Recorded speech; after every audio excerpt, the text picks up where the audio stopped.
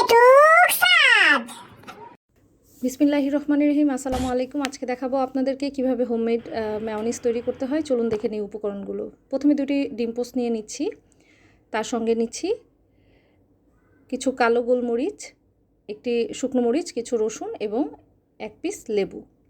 তার সাথে নিচ্ছি 2.5 চামচের মতো পাউডার মিল্ক, 1 চামচের মতো চিনি এবং 1/2 চামচের মতো লবণ, এবং সবশেষে নিচ্ছি সয়াবিন তেল, 1 কাপ সয়াবিন তেল। এখন আমরা সবগুলো উপকরণ একসাথে আমাদের মিক্সচারে একসাথে দিয়ে দিব। প্রথমে আমি ডিম পোস্টটি দিয়ে দিচ্ছি,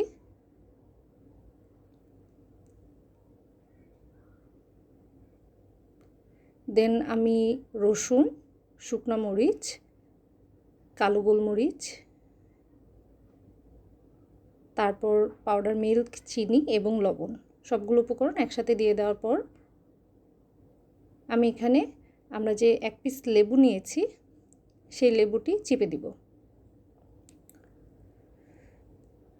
লেবু দেওয়া শেষে আমরা আমাদের সব শেষের যে উপকরণটি সয়াবিন তেল, এটি চাইলে আমরা একসাথেও 1 কাপ দিয়ে দিতে পারি, চাইলে থেমে থেমেও দিতে পারি। আমি এখানে একসাথেই দিয়ে দিয়েছি। এই যে আমাদের সবগুলো উপকরণ একসাথে দেওয়া। এখন আমি এটি ক্লোজ করে ব্লেন্ডারটি অন করে দিব।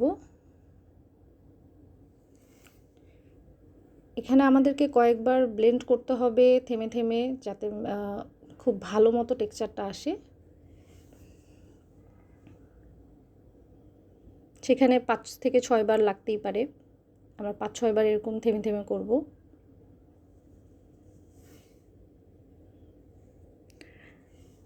আমার ব্লেন্ড করা হয়ে গেছে, দেখি কেমন হয়েছে। মাশাআল্লাহ, খুবই সুন্দর একটা টেক্সচার চলে আসছে। এখন আমরা এটিকে যে পাত্রে রাখবো সেখানে ঢেলে নেব।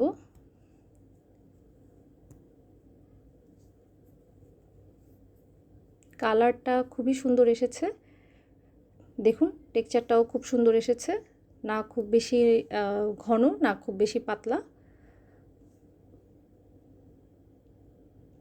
এভাবে আমরা হোমমেড মেয়োনিজ তৈরি করতে পারি। এটা আমার বাসায় সবাই খুব পছন্দ করে, আপনারাও বাসায় বানিয়ে নেবেন, আশা করি খুব ভালো লাগবে। Thank you so much for watching.